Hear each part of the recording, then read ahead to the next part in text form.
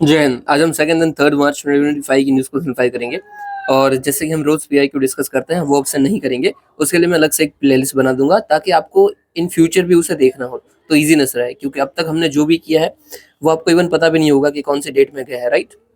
इसलिए मैंने सोचा है कि अब से हम ये नहीं करते हैं, उसकी अलग से प्लेलिस्ट बनाते हैं ताकि आपको रीच जब भी करना हो आप कर पाओ। चलिए इधर न्यूज शुरू करते हैं। सबसे पहले हमारी न्यूज थी हाई माउंटेन्स एशिया के अंदर जो फ्लड की फ्रीक्वेंसी है वो बढ़ती ही जा रही है ड्यू टू क्लाइमेट चेंज। सबसे पहला हमारा काम रहेगा हाई माउंटेन एशिया है क्या। तो इस रीजन को एशियन वाटर टावर भी बोलते हैं। क्यों? क्योंकि इधर बहुत सारे हमें ग्लेशियर्स मिल जाते हैं और इस ग्लेशियर से बहुत सारी रिवर्स बहती है, इसलिए। और देखो नाम से ही पता चल रहा है हाई माउंटेन्स, मतलब कि यहाँ पे बहुत सारे माउंटेन्स भी मिलते हैं। कौन कौन से माउंटेन्स मिलते हैं चलिए देखते हैं पीछे। ये देखिए, ये जो एशिया है हमारा, एशिया वाला पूरा रीजन देख लीजिए, बहुत सारे माउंटेन्स, इनफैक्ट माउंटेन रेंजेस है कि यहाँ पे हमें हिमालयाज मिल जाती है। सबसे पहले पामीर नोट देख लीजिए, ये पामीर नोट से ना सब ओरिजिन होता है। यहाँ पे देखिए पामीर नोट से यहाँ पे हमारा काराकोरम हिमालयन रेंजेस आती है। फिर यहाँ पे कुनलुन माउंटेन्स आते हैं, यहाँ पे तियान शान, अल्ताई माउंटेन्स। और लेफ्ट हैंड बाजू हम जाते हैं तो पाकिस्तान में सुलेमानी रेंज, जागरोस, हिंदू कुश। और यहाँ पे ये भी एक नॉट है आर्मेनियन नॉट, और इस आर्मेनियन नॉट से अल्बरज और ये टॉरस माउंटेन्स यहाँ पे मिल जाते हैं। ऊपर की बाजू देखते हैं तो यूराल माउंटेन रेंज है, और यहाँ पे देखिए कॉकसन रेंज भी यहाँ पे पड़ती है। ये दोनों फोटो को मिला के देख लीजिएगा। ये देखो एल्बर्स है, यहाँ पे कॉकस रेंज हमें देखना चाहिए। कॉकस रेंज की कंट्रीज कौन कौन सी है? आर्मेनिया, अजरबैजान और शायद जॉर्जिया भी लगाती है। ओके, तो ये सब है हमारे एशिया के हाई माउंटेन रीजन्स। ओके, चलिए यहाँ पे आ जाइए फिर से। अब ये हाई रीजन है, यहाँ से बहुत सारे देखो, यहाँ पे भी लिखा है तियान शान, पामीर, हिंदू कुश, काराकोरम, हिमालयाज और किलिनशान। ओके, यहाँ पे 10 मेजर रिवर्स निकलती है जो कि मोर देन 2 बिलियन पीपल्स को लिवलीहुड को सपोर्ट करती है। ग्रेट। भाई क्यों फर्क पड़ रहा है? होता क्या, क्लाइमेट चेंज होता जा रहा है तो क्यों फ्रीक्वेंसी में फर्क पड़ रहा है?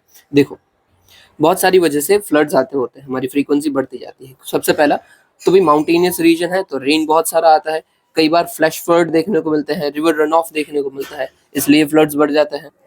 सबसे पहले भाई फ्लैश फ्लड होता क्या है? देखो कोई भी एरिया में अचानक से कहीं पे भी वाटर आ जाता है, अचानक से कोई भी लो लाइंग एरिया है वहां पे वाटर आ जाएगा, वेरियस रीजन हो सकते हैं उसके, तो वो फ्लैश फ्लड हो सकता है। देखो कोई थंडरस्टॉर्म आ गया तो आ गया, या फिर डैम फेलियर हो गया तो पानी अचानक से आ गया, या फिर बहुत अचानक से ज्यादा बारिश हो गई तो भी फ्लैश फ्लड आ गया। तो कहीं फ्लड है जो कि फ्लैश फ्लैश मतलब तुरंत आ रहा है वेरियस रीजंस की वजह से, तो वो फ्लैश फ्लड हो जाएगा। यहाँ पे पर्टिकुलरली रेन की बात की गई थी। Okay, snow melt induce flood. देखो स्नो मेल्ट हो रहा है, क्लाइमेट चेंज हो रहा है तो स्नो तो मेल्ट हो रहा है, राइट। ये स्नो मेल्ट हो रहा है तो रिवर्स में ज्यादा पानी आएगा, रिवर्स में ज्यादा पानी आएगा तो अचानक से जो आजू बाजू के उसका रीजन होगा वहां पे पानी ज्यादा बढ़ता जाएगा और फ्लड्स के चांसेस बढ़ जाएंगे। फिर ग्लॉफ हो सकता है, ग्लेशियर लेक आउटबर्स्ट फ्लड। देखो क्या हो रहा है, यहाँ पे फोटो में देख लीजिएगा, कहीं पे दिया गया था, ये रहा, यहाँ पे देखिए। ये देखिए ग्लेशियर लेक सबसे पहले तो क्या होती है कि कोई यहाँ पे ग्लेशियर था, ठीक है, ये समझ लीजिए ग्लेशियर था ये रीजन में, और ये ग्लेशियर हल्का हल्का करके पिघल गया तो यहाँ पे एक लेक बन गई।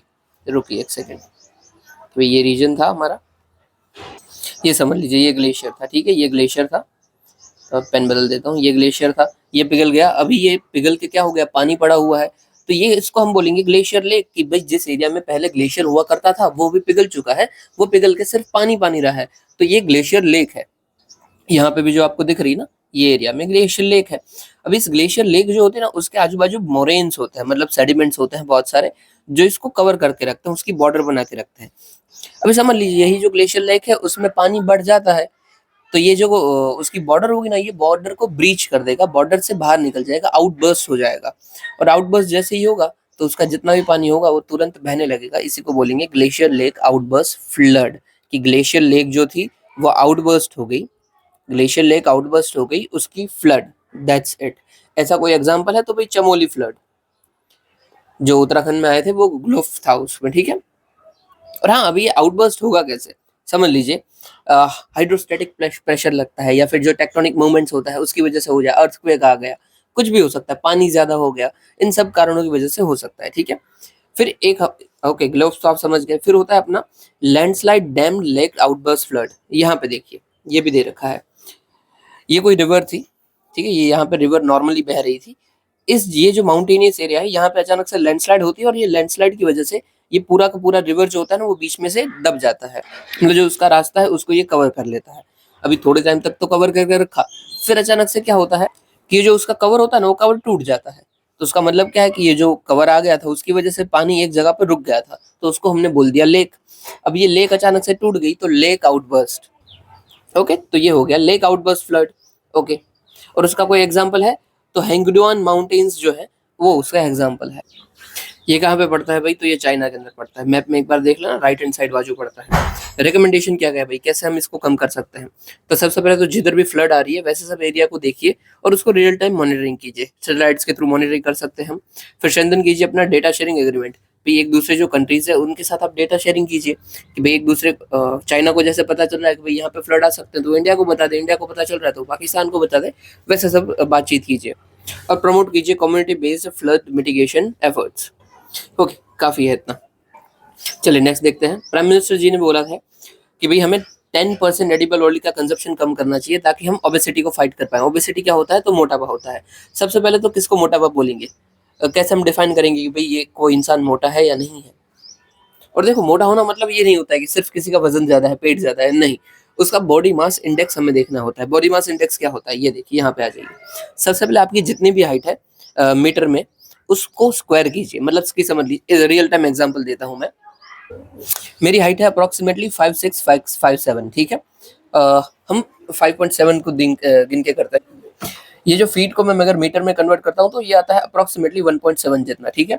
अब इस 1.7 को आप स्क्वायर कीजिए तो आएगा 2.89। इन शॉर्ट देखो, समझ में नहीं आया ना, तो इन शॉर्ट मेरी हाइट मीटर में होती है, मीटर में मेरी हाइट होती है 1.7 जितनी, ठीक है। इस 1.7 का स्क्वायर करना है हमें। 1.7 का स्क्वायर करेंगे तो कितना आएगा? 2.89। अभी 2.89 मेरा जितना भी वेट है उसको डिवाइड करेंगे 2.89 से। My weight is approximately 65। अब इसको 2.89 से डिवाइड करो तो कितना आएगा? 22 समथिंग आएगा। अगर 22 समथिंग आ रहा है उसका मतलब क्या है कि मेरी बॉडी एकदम ही ठीक है, मैं ओवरवेट नहीं हूँ। अगर ये 25 से ऊपर आता तो मैं ओवरवेट होता, और 30 से ऊपर आता तो मैं ओबेस होता, ओबेसिटी का शिकार होता, ठीक है। आप भी अपने अकॉर्डिंग देख सकते हो, अपनी हाइट मेजर कीजिए, अपना वेट मेजर कीजिए और फिर ये काउंटिंग लगा दीजिए। आपको पता चल जाएगा कि आप ओबेस हो, ओबेसिटी के शिकार हो या फिर नहीं हो। ओके, मोटापा होता है या फिर ओबेसिटी होती है तो उसका फर्क क्या हो सकता है? अभी देखो, ये ना मेजर कर लेना तो ही आपको पता चलेगा कि भाई आपका वेट ज्यादा है या नहीं है। अगर नहीं है तो कोई इश्यू ही नहीं है, आपको उसको कंट्रोल करना है। ओके, हेल्थ के कॉन्सिक्वेंसेस क्या हो सकते हैं भाई? न्यूरोलॉजिकल डिसऑर्डर हो सकते हैं, फिर Chronicle disorder, cardiovascular disease. Okay, बहुत कुछ हो सकता है, आप खुद इससे वाकिफ हो। स्टेटस क्या है इंडिया का ओबेसिटी के अंदर? भाई 24% जितने वुमेन ओबेस है और 23% जितने मेन ओबेस हैं। ओके, चाइल्ड की हम बात करें तो चाइल्ड में भी ये जो ओबेसिटी है, ओवरवेट है, वो इंक्रीज हुआ है। ओबेसिटी तो नहीं होगी उनकी, पर ओवरवेट उनका इंक्रीज हुआ रहा है। 2015-16 में ये 2.1 था, अभी ये लास्ट 21 में हमारा नेशनल फैमिली हेल्थ सर्वे 5 हुआ था, उसके अकॉर्डिंग 3.4 हो चुका है। ये डेटा आपको याद रखना है, ठीक है, काम आएगा। ओके, फैक्टर्स क्या है ड्राइविंग ओबेसिटी? सबसे पहले तो हमारा हेल्थ भाई। हम जो खाना खा रहे हैं वही सबसे बुरी बात है और वही हमें इम्पैक्ट कर रहा है। जितना आप बाहर का फास्ट फूड खाओगे उतने आपका भाई हेल्थ खराब होगी, मतलब कि ओबेसिटी बढ़ेगी, क्योंकि उसके अंदर न्यूट्रिशंस कम होते हैं और जो फैट कंज्यूमिंग सब्सटेंसेस होते हैं वो ज्यादा होते हैं। Okay, high calories on and no low nutrient diet. जैसे मैं आपको एक एग्जांपल देता हूँ। एक आप बर्गर खाते हो ना, उसके अंदर अप्रोक्सीमेटली 250 से 300 कैलोरीज होती है। 250-300 कैलोरीज। और यही कैलोरीज आप कब बर्न कर पाओगे? जब आप अप्रोक्स 3 किलोमीटर जितनी वॉक या फिर रनिंग करोगे ना, तब ये कम होगा। अब सोच लीजिए 3 किलोमीटर वॉक और 250 एक बर्गर उसके बराबर होता है, और डेफिनेटली हम नहीं कर रहे हैं, राइट रोज? तो ये हमारी ओबेसिटी धीरे धीरे धीरे धीरे बढ़ती जाएगी। ओके, फिर है दूसरा सेडेंटरी लाइफस्टाइल। यस, स्पेशली हम सभी, अगर हम पढ़ाई कर रहे हैं तो हम बैठ रहे हैं, खड़े हो रहे हैं, वापस बैठ रहे हैं, सिर्फ पढ़ाई हो रही है। अभी देखो, पढ़ाई से भले ही फायदा हो रहा हो, बट हमारी जो लाइफस्टाइल है वो तो सेडेंटरी है ना, बस बैठे हुए हैं। और फिर है जेनेटिकली मॉडिफाइड क्रॉप, मतलब कि ऐसे क्रॉप जिसमें इतना न्यूट्रिशंस तो नहीं है, बट ऐसे ही उसको बना दिया गया है। कोई केमिकल्स का यूज करते हुए कोई किसी की फूड को बनाए हो तो ये सब नुकसान करता है, इसलिए ये सब से हमें दिक्कत होती है। ओके, ओबेसिटी के प्रिवेंशन के लिए हम क्या क्या कर सकते हैं? तो पोषण अभियान हमने लाया हुआ है, जिसमें हम छोटे-छोटे जो बच्चे होते हैं, उनको जो प्रेग्नेंट वुमेन्स है, जो लैक्टेटिंग मदर्स हैं, उन सब के लिए हम न्यूट्रिशन प्रोवाइड करते हैं, थ्रू आंगनवाड़ी प्रोवाइड होता है, एटसेट्रा एटसेट्रा। फिर फिट इंडिया मूवमेंट है, ये मोदी जी ने ही इनिशिएट किया था ऑनलाइन, फिर सब इसमें सेलिब्रिटीज भी जुड़ गए। फिर है national programme for prevention of national cardiovascular diseases, then eat right campaign, और RUCO, RUCO stand for repurpose use cooking oil, मतलब कि जो भी कुकिंग ऑयल है उसको आप किस तरीके से यूज कर सकते हो।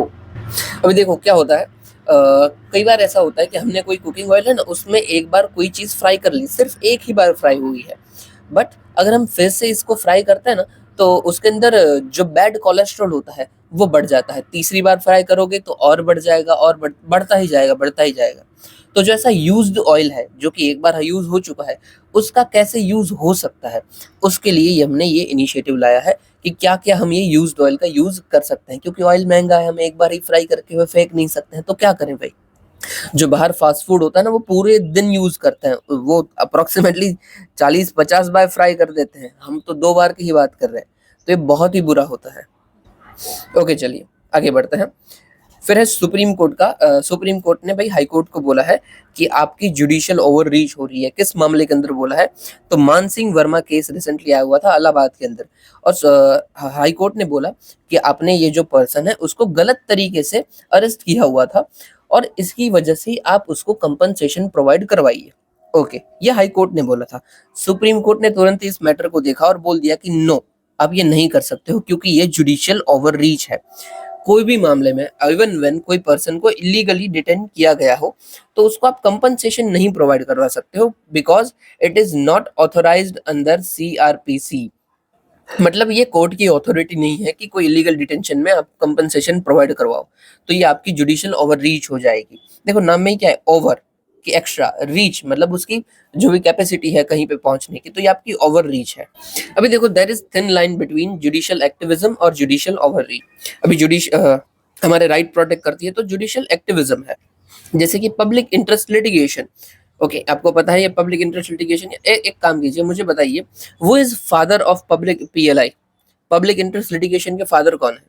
तो हमारे राइट प्रोटेक्ट करते हैं, ये तो अच्छी बात है, बट यही सेम चीज अगर वो अपने जुरिडिक्शन के बाहर चले जाते हैं, एग्जीक्यूटिव और लेजिस्लेचर के अंदर इंटरफेयर करने लगते हैं, तो वो ठीक नहीं है। इवन व्हेन आपके राइट प्रोटेक्ट करने के लिए ही क्यों ना हो, क्योंकि लेजिस्लेशन का काम लेजिस्लेचर का है, वो वही करे तो वही ठीक है। आगे देखते हैं जुडिशियल रिव्यू, आर्टिकल 13 के अंदर भी बताया गया है। फिर हमारे विरिट जुरिडिक्शन है 32 और 226 के अंदर, तो ये तो अच्छी बात है भाई, but at the same time जो आर्टिकल 142 है वो कई बार एक्स्ट्रा कॉन्स्टिट्यूशनल हो जाता है।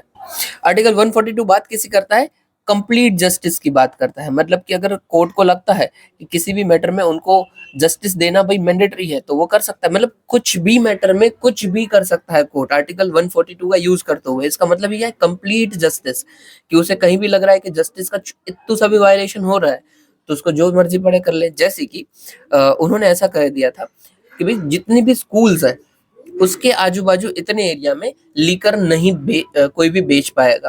अभी देखो ठीक है, सुप्रीम कोर्ट ने बोला वो तो ठीक है, चलो अच्छी बात बोली थी, बट ये कोई भी रूल बनाने का काम है किसका, लेजिस्लेचर का है। क्या सुप्रीम कोर्ट रूल बना सकती है? नहीं, सुप्रीम कोर्ट रूल नहीं बनाती है, बट फिर भी अगर वो बना रही है तो उसका मतलब क्या होगा, जुडिशियल ओवर रीच होगा। अभी समझ लीजिए इसका और एक एक्स्ट्रा एग्जाम्पल मैं आपको दे देता हूँ। सुप्रीम कोर्ट ने क्या बोला था, सुप्रीम कोर्ट नहीं, सॉरी, शायद ना मुंबई हाई कोर्ट ने बोला हुआ था कि मुंबई नहीं, मुझे इन शॉर्ट ना कोर्ट याद नहीं आ रही है, उनके जो जज थे ना वो बोल रहे थे कि भाई जुडिशरी तो जो मर्जी में आए वो कर सकती है, वो सबसे ऊपर है, कि लेजिस्लेचर तो ठीक है बट मेन इंटरप्रेटर हम है। इंटरप्रेटर हो पर आप कोई भी रूल नहीं बना सकते हो, जबकि वो बोल रहे थे कि हाँ भाई जुडिशरी को जो ठीक लगेगा वो करेंगे, आप उसके ऊपर नहीं हो।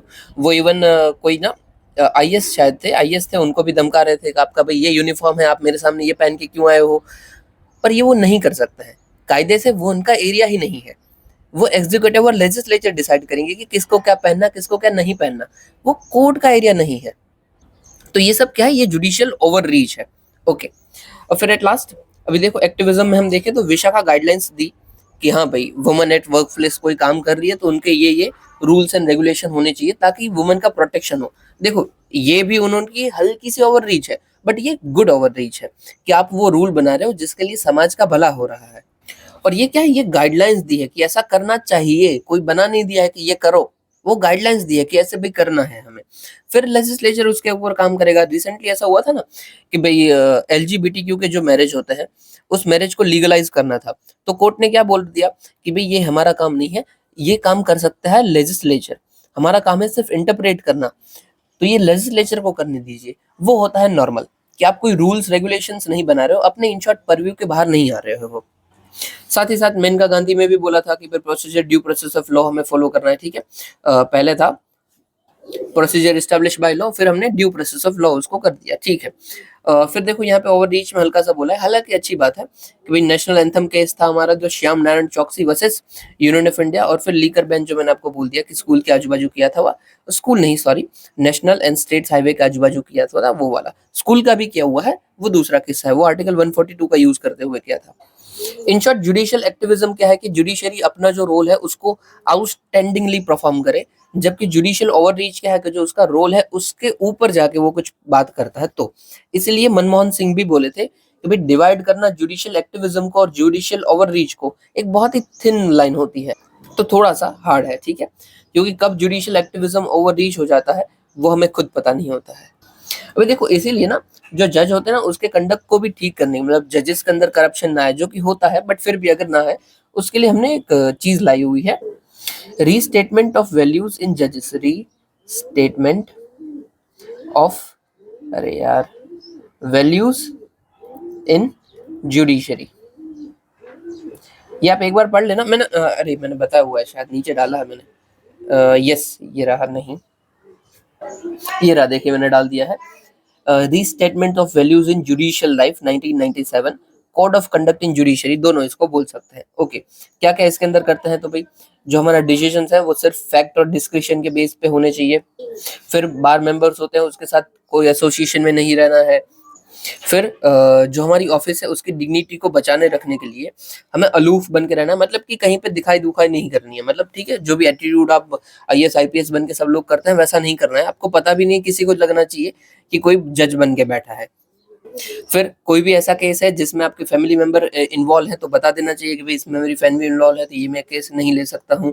फिर कोई आपके पास एसेट्स हैं वो ज्वाइन करो ऑफिस, उससे पहले ही बता दो। फिर कोई भी आप मीडिया के अंदर इन्वॉल्व नहीं होगा। आपने कभी भी देखा है कोई जज है वो मीडिया के अंदर आ रहा है कि ये वो चल रहा है? नहीं, वो नहीं कर सकते हैं ऐसा।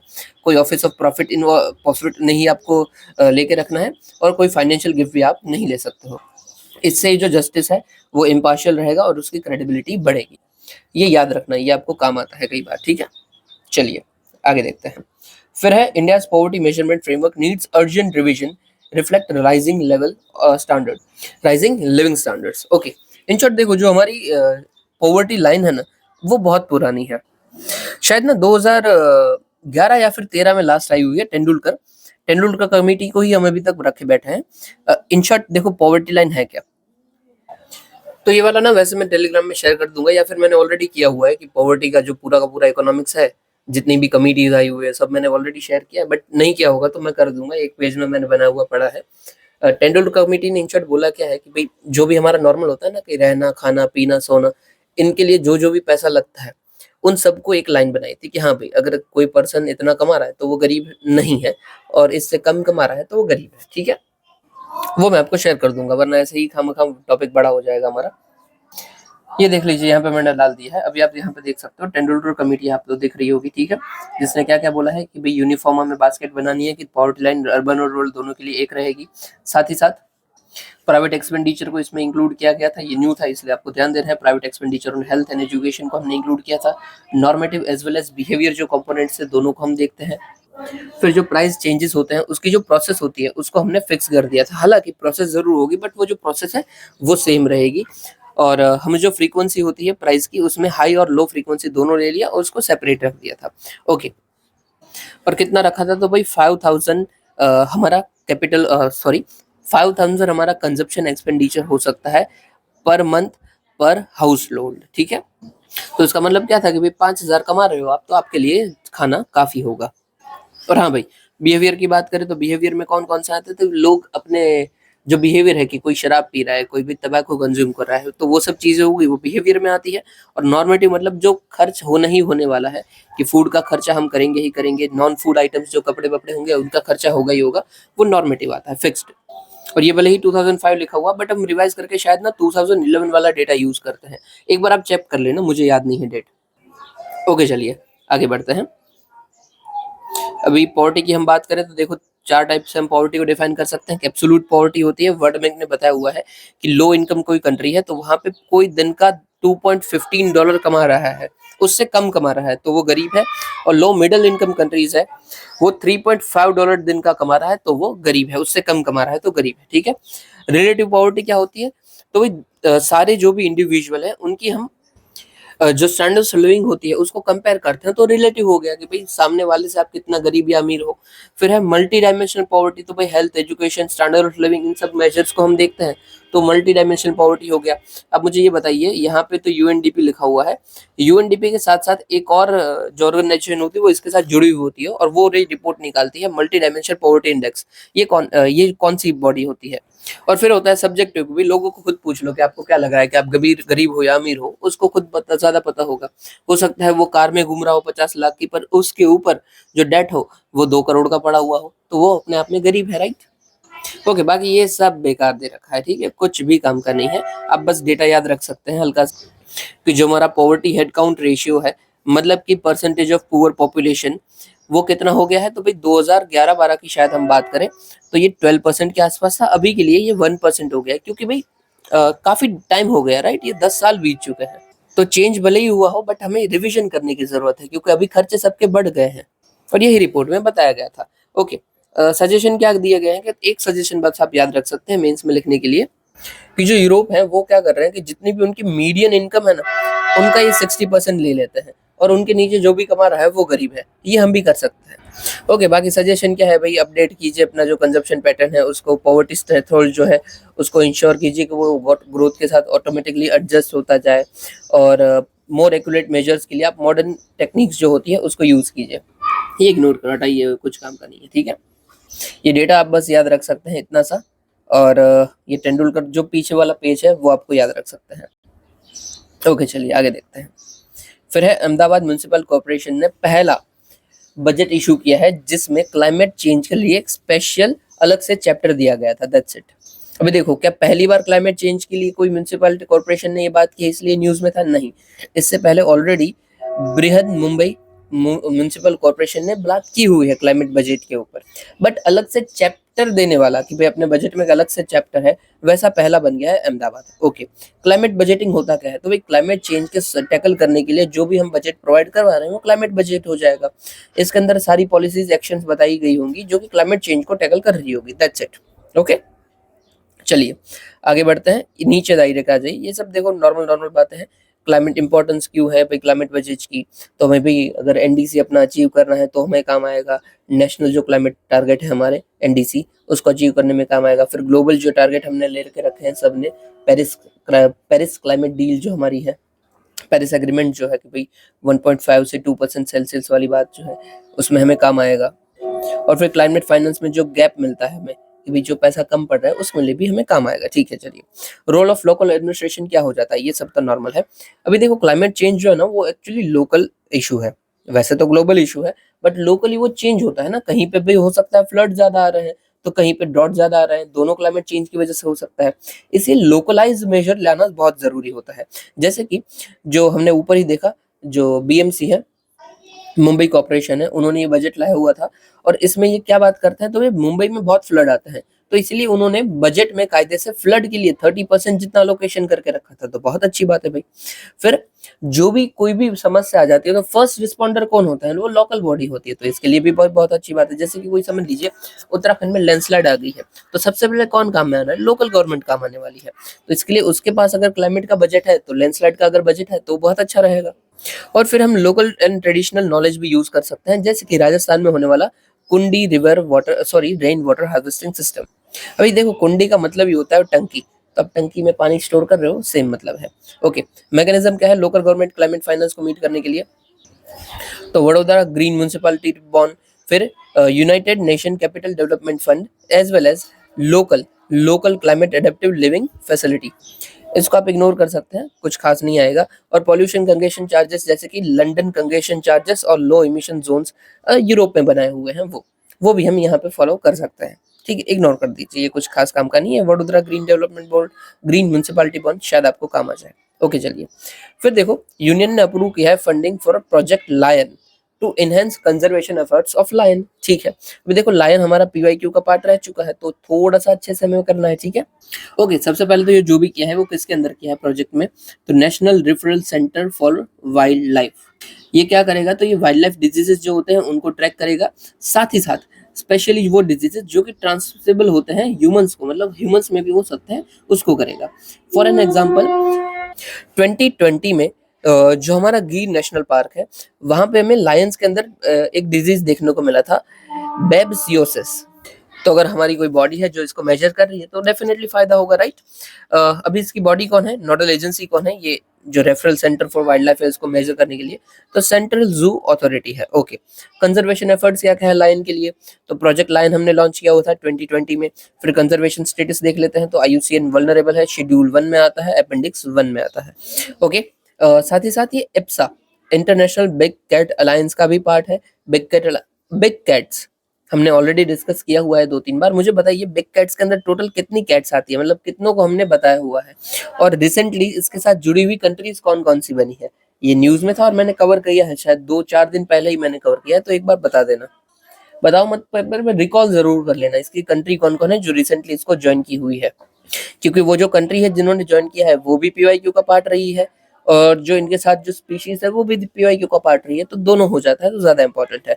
फिर है ग्रेटर गिर कॉन्सेप्ट, उसमें हम क्या कर रहे हैं कि जो गिर के आजू बाजू के हैबिटाट्स है ना, उसमें भी हम लाइन को धीरे धीरे ट्रांसलोकेट करते जा रहे हैं, ताकि लाइन की पॉपुलेशन ऐसा ना हो कि सिर्फ एक ही जगह में पड़ी हुई है। जैसे कि अभी अभी हमने बर्डा वाइल्ड लाइफ सेंचुरी जो कि उसके बाजू में ही पड़ती है, उसको लायन का सेकंड होम बना दिया है, कि पहले तो सिर्फ क्या था कि सिर्फ गिर के अंदर ही था, फिर उसके बाद जो हमने बर्डा में भी लायन को इंट्रोड्यूस कर दिया, ताकि 2-3 जगह पे हो हमारे लायंस। लायन तो भाई लायन प्राइड में रहते हैं, प्राइड मतलब उनका एक ग्रुप होता है, वो उन्हों में रहते हैं। जो मेल्स होते हैं वो यूजुअली पेट्रोलिंग का काम करते हैं, और जो अपनी टेरिटरी होती है उसको मार्क आउट करके रखते हैं कि भाई ये हमारा एरिया है, यहाँ पे कोई घुस मत जाइए। ये कैसे करते हैं, तो सेंट मार्किंग के थ्रू करते हैं। तो जो फीमेल्स होती हैं वो यूजुअली एक साथ रहती है पूरी जिंदगी, जबकि जो मेल्स होते हैं वो थोड़ा बड़ा होने के बाद अपनी जो फैमिली होती है वो छोड़ देते हैं और कहीं और जाकर सेटल होते हैं। ये पॉइंट आपको याद रखना पड़ेगा, ठीक है, क्योंकि थोड़ा सा अलग पॉइंट है, उधर शायद एग्जाम में आए तो हमें पता ना चले। लायन जो होते हैं वो approximately 12 hours of daily 12 hours जितना, 12 नहीं सॉरी 20 आवर्स जितना स्लीप लेते हैं, और यूजुअली नाइट के दौरान ये अपने प्रे के लिए, शिकार के लिए जाते हैं। दिन में भी जाते हैं बट यूजुअली नाइट के दौरान, ठीक है।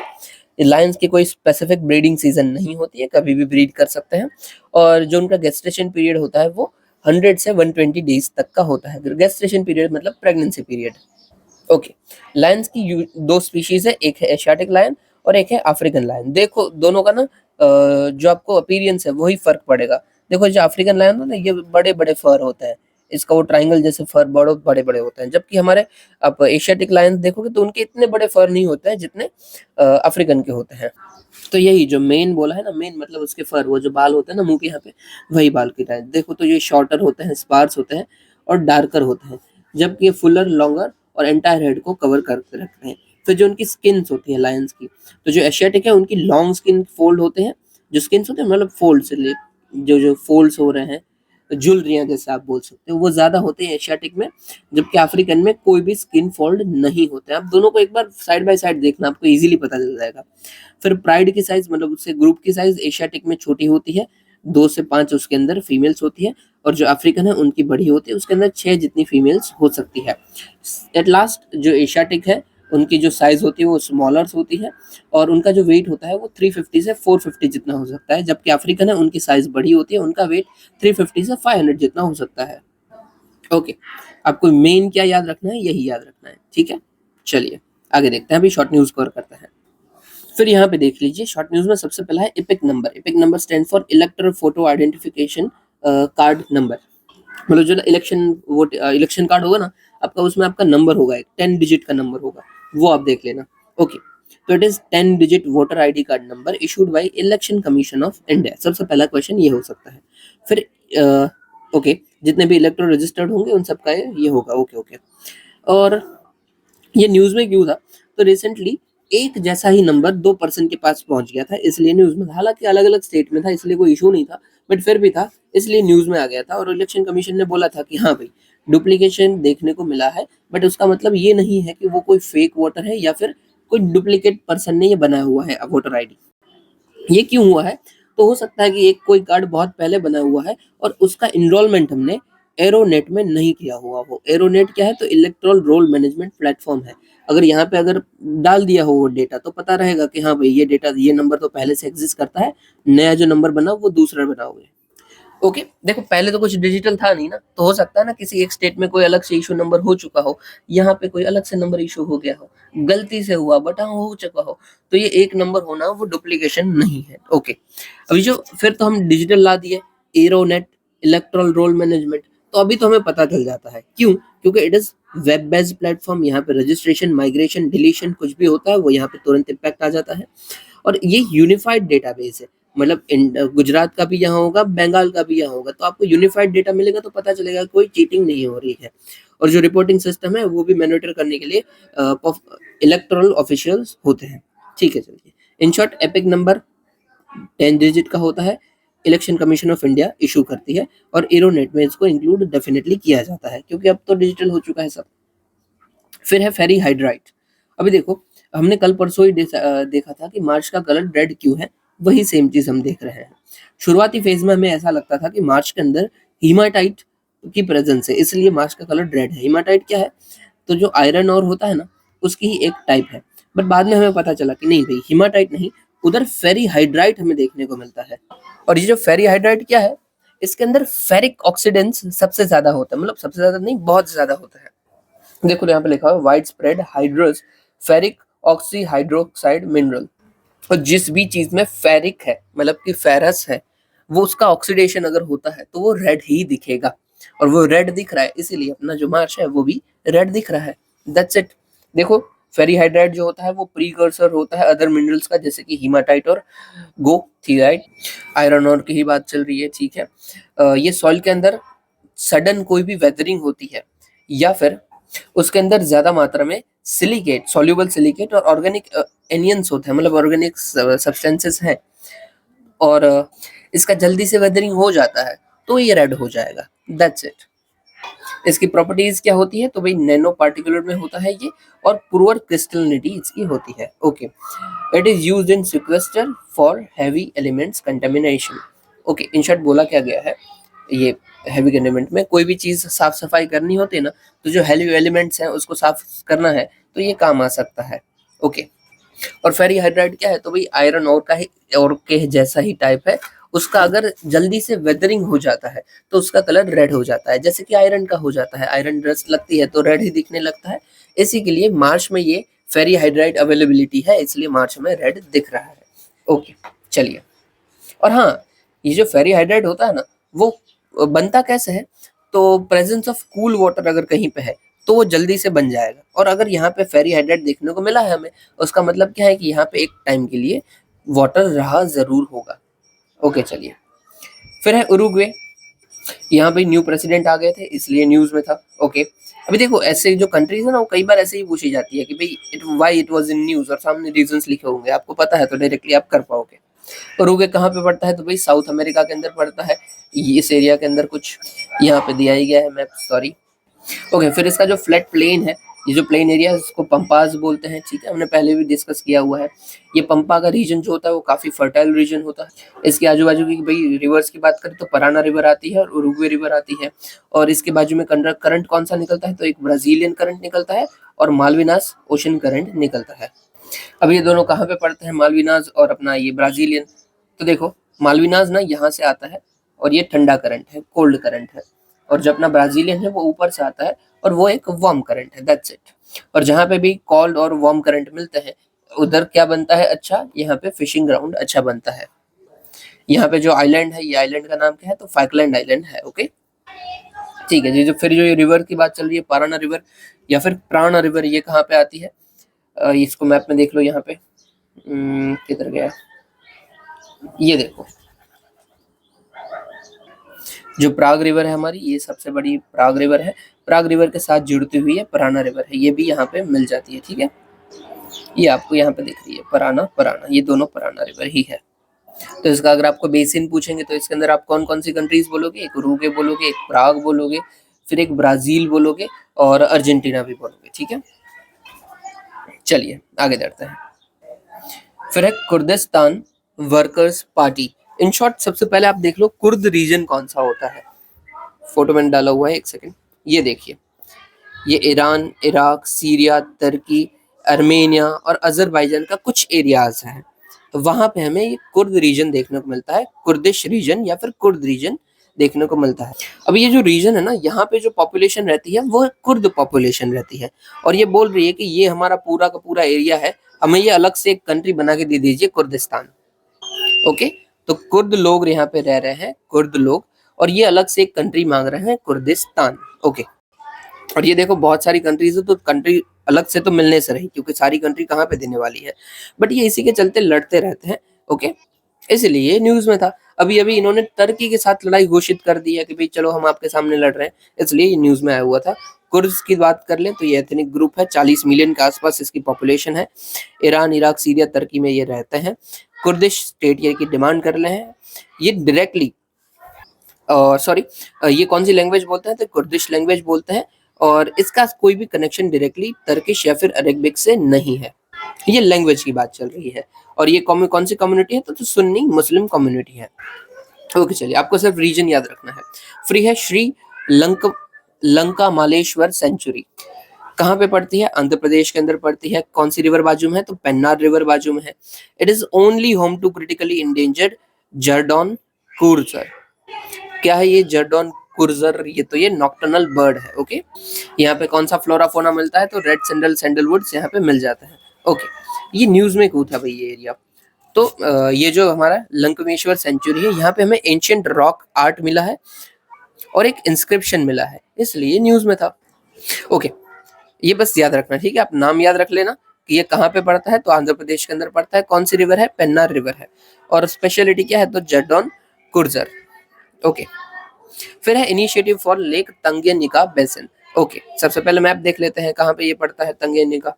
ये वाला देख लो मैप, तो देखो मलावी, फिर अपना Congo, Tanzania, Rwanda, Burundi, Uganda, इन सब के साथ ये बॉर्डर बनाता है लेक तंगेनिका। इसके आजू बाजू के भी जो लेक्स हैं उसको देख लेते हैं, तो भाई यहाँ पे बाजू में पड़ता है लेक विक्टोरिया, उसके बाजू में पड़ता है लेक तुर्काना। फिर नीचे अगर हम चले जाते हैं तो हमें यहाँ पे लेक मलावी, लेक करीबा, लेक चिल्वा, और यहाँ पे एक लेक आल्बर्ट भी था, ये रहा देखो, ये एक आल्बर्ट, ठीक है, और लेक क्योगा एंड किवो। ओके, काफी देख लिया हमने। ये हम बार बार मैप देखते हैं, तो मैं उम्मीद करता हूँ आपको इतना तो याद रह गया होगा। मैं ठीक है, नहीं भी रहा ना तो आप ना क्या कीजिए, एक्टिव रिकॉल कीजिए। ये फोटो बंद कर दीजिए, अपना कोई भी पेज लाइए, उसके अंदर ऐसे बनाइए कि हाँ ये अफ्रीका, और फिर ऐसे ऐसे बना के देख लीजिए कि मुझे कितना याद रह रहा है। ओके, चलिए, तो ये लेक तंगेनिका के बारे में बोला क्या गया था कि इनिशिएटिव लाया है कि ताकि लेक तंगेनिका जो बेसिन है उन सबको हम प्रोटेक्ट करवा पाए। ये कौन लेके आया, तो UNEP, United Nation environment programme लेके आया। किन्होंने इसको फाउंड किया है, तो ग्लोबल एनवायरनमेंट फैसिलिटी के फाउंड किया, फंड किया है, तो ग्लोबल एनवायरनमेंट फैसिलिटी। कौन कौन सी बेसिन में कंट्रीज आती है, तो Burundi, DRC, DRC, Tanzania, Zambia.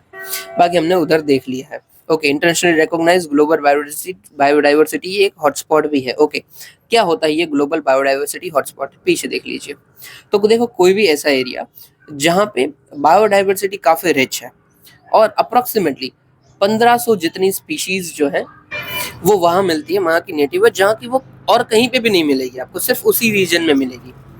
और दूसरा क्राइटेरिया है कि वहाँ की जो भी हमारी वेजिटेशन है वो 70% जितनी लॉस्ट हो चुकी है, तो वो ग्लोबल बायोडाइवर्सिटी हॉटस्पॉट का पार्ट होगा। ठीक है, हॉट स्पॉट। इंडिया के अंदर ऐसे कितने हॉटस्पॉट हमें देखने को मिल जाते हैं, तो 4 हॉटस्पॉट देखने को मिल जाते हैं। और दूसरे कौन कौन से हैं, तो यहाँ पे फोटो देख लीजिए, मैंने डाला हुआ है, ये वाला देखिए, ये सारे ग्लोबल बायोडाइवर्सिटी हॉटस्पॉट हैं। कौन से 4 है इंडिया के, तो भाई सबसे पहला हमारा आ जाता है वेस्टर्न घाट एंड श्रीलंका, दूसरा आ जाता है ईस्टर्न हिमालयाज और इंडो बर्मा वाला रीजन, फिर एक आ जाता है हिमालय वाला। हमारे हिमालयाज जो है वो भी एक ग्लोबल बायोडाइवर्सिटी हॉटस्पॉट है। और लास्ट हमारा आता है सुंदालैंड वाला। सुंदालैंड मतलब देखो अंडमान और निकोबार जिसका ही पार्ट हो जाता है शायद, देख लेना एक बार, सुंदालैंड वाला एरिया आ जाता है, वो भी हमारा ही पार्ट है। ठीक है, ओके, तो ये 4 हमारे बायोडाइवर्सिटी हॉटस्पॉट है इंडिया के। और बाकी ये पूरे वर्ल्ड के देख लीजिए, अलग अलग बहुत सारे हैं। क्या याद रखने की जरूरत है? नहीं, नहीं जरूरत है। चलिए यहाँ पे देखिए, अभी देखो ये जो 4 बायोडाइवर्सिटी हॉटस्पॉट है ना, उसमें से भी जो 3 है वो हॉटेस्ट ऑफ हॉटस्पॉट है। देखो टोटल जितने भी टोटल ना अप्रोक्सीमेटली 36 जितने हॉटस्पॉट हैं पूरे वर्ल्ड में, और उस 36 में से भी जो उसमें से सबसे ज्यादा हॉट है, मतलब कि जो सबसे ज्यादा पावरफुल है, उसको हमने अलग से कर रखा है। ये 8 जितने हैं, ठीक है। उसका क्राइटेरिया क्या होता है भाई? यहाँ पे मैंने शायद डाला हुआ था, नहीं नहीं डाला है, चलिए इग्नोर कीजिए। बट इसमें से भी जो सबसे ज्यादा इंपॉर्टेंट होते हैं उसको हम हॉटेस्ट ऑफ हॉटस्पॉट बोलते हैं। इंडिया के वो भी 3 है, मतलब ये जो टोटल 4 थे उसमें से 3 आप मान लो। यहाँ पे देखो, एक हमारा वेस्टर्न घाट आ जाता है, फिर एक इंडो बर्मा आ जाता है, और एक सुंडालैंड वाला आ जाता है। Himalayas is not part of hottest of hot. ये जो 3 है हमारे, वो हॉटेस्ट ऑफ हॉट है, वो और इंडिया के हैं, ठीक है। दूसरे कौन से हॉटेस्ट ऑफ हॉट है? तो भाई ये मडागास्कर वाला जो रीजन आता है वो है। फिर जो अफ्रीका है उसकी जो ईस्टर्न साइड की पूरी बॉर्डर में जो जंगल पड़े हुए हैं, coastal forest of eastern Africa, वो भी पार्ट है। फिर फिलीपींस जो है वो भी हॉटेस्ट ऑफ हॉट है।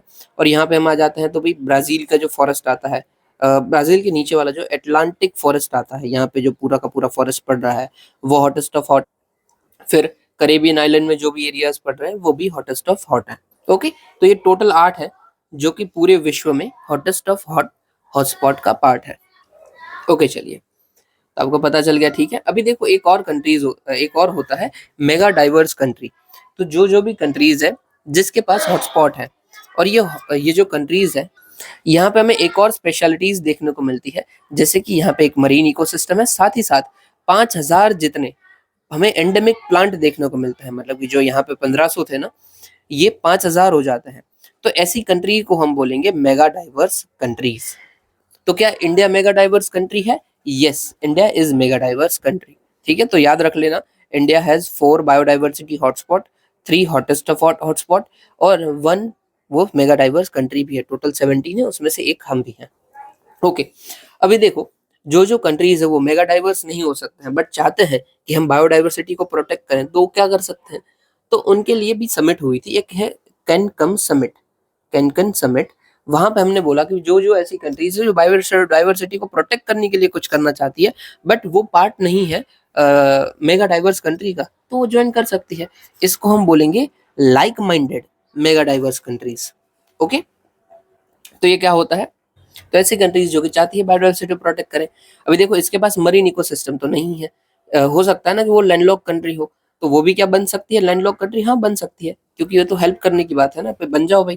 इंडिया भाई like minded mega diverse countries भी है और मेगा डाइवर्स कंट्रीज भी है। बट यूएसए की बात करें तो वो मेगा डाइवर्स कंट्री तो है, बट वो like minded mega diverse country नहीं है, उसमें वो पार्ट नहीं है। जबकि केनिया जैसी country, Kenya mega diverse country तो नहीं है, बट हाँ वो mega diverse sorry like minded mega diverse country जरूर बनी है। ओके, चलिए इतना काफी होगा। मेजर आपको देखो क्या क्या क्राइटेरिया याद रखना है। सबसे पहले बायोडाइवर्सिटी हॉटस्पॉट का क्राइटेरिया याद रखना है, 1500 स्पीशीज और 70% लॉस्ट हो चुका है हमारा हैबिटाट, हैबिटाट नहीं वेजिटेशन। और फिर मेगा डाइवर्स कंट्रीज का क्राइटेरिया याद रखना है, 1500 5000 हो जाएगा, और एक मरीन इकोसिस्टम हो जाएगी, मतलब कोस्टल एरियाज होना चाहिए। ओके चलिए आगे बढ़ते हैं। ये देख लीजिए, फिर है स्वावलंबी। हमने पहले भी देखा था, स्वावलंबी का मतलब ही क्या होता है? सेल्फ डिपेंडेंट, कि हम खुद खुद के ऊपर हम निर्भर हैं। तो ये वुमन के लिए हम लेके आए हैं, मिनिस्ट्री ऑफ स्किल डेवलपमेंट और नीति आयोग मिलकर लेके आए हैं। इसमें क्या करते हैं?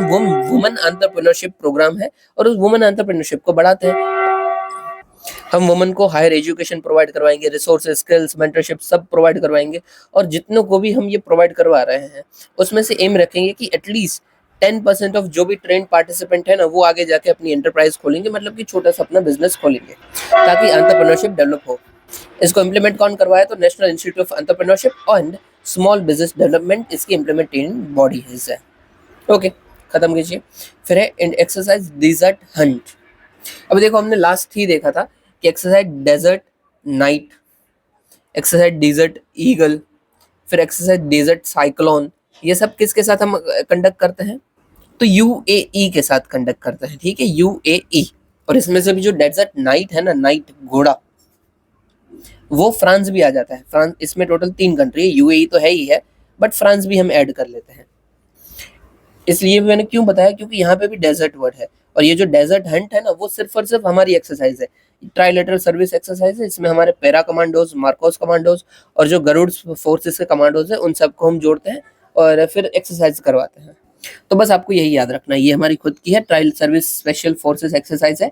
जो भी हमारी स्पेशल फोर्सेस है, पैरा, मार्कोस, गरुड़, उनकी एक्सरसाइज है। ओके, ये डेजर्ट वर्ड है आगे तो थोड़ा सा कंफ्यूजिंग हो सकता है, इसलिए मैंने आपको दूसरा भी बता दिया। फिर एट लास्ट है हमारा सेलेनियम। तो देखो जो वीट है ना, वीट के अंदर हमें सेलेनियम देखने को मिलता है। अगर यही कंजप्शन जो सेलेनियम है, मतलब कि वीट जो है उसका कंजप्शन एक्स्ट्रा हो जाता है, तो हमारा सेलेनियम जो है उसका इंटेक भी एक्स्ट्रा हो जाएगा। और अगर इसका इंटेक एक्स्ट्रा हो जाता है तो हमारा हेयर लॉस होने के चांसेस बढ़ जाते हैं। ओके, तो क्या वीट नहीं खाए? नहीं खा सकते हैं, बट एक्स्ट्रा नहीं खाना है। देखो सेलेनियम लिमिट में होता है ना, तो कोई दिक्कत नहीं होती है। बट जो इसका जो है कि समझ लीजिए कि हमें 10 ग्राम लेना चाहिए दिन का, और हम 20 ग्राम ले लें, मतलब कि एकदम डबल ले रहे हैं, तब जाके हमें नुकसान करने वाला है। ओके, जो सेलेनियम होता है, क्या वो कोई डालता है या फिर नेचुरली आ जाता है? नेचुरली आ जाता है सॉइल के अंदर। फिर वो जो प्लांट होते हैं अपने अंदर कंज्यूम करते हैं और सब हमारे जो वीट होते हैं उसके अंदर भी आ जाते हैं। ये किसकी रिपोर्ट थी सेलेनियम की? तो आईसीएमआर की रिपोर्ट थी, Indian council of medical research. तो क्या सेलेनियम खा ही नहीं, ऐसा कर सकते हैं? नहीं, जरूरी तो है खाना, बट एक्सेस नहीं खाना है। ओके, सारा कवर हो गया है। Yes, so that's it for today. इतना सुनने के लिए आपका शुक्रिया। जय हिंद। और जो पीवाईक्यू है उसको हम अलग से एक प्लेलिस्ट ही बनाएंगे ताकि आपको भी इजी रहे और मुझे भी इजी रहे। ओके, चलिए, इतना सुनने के लिए आपका शुक्रिया। जय हिंद।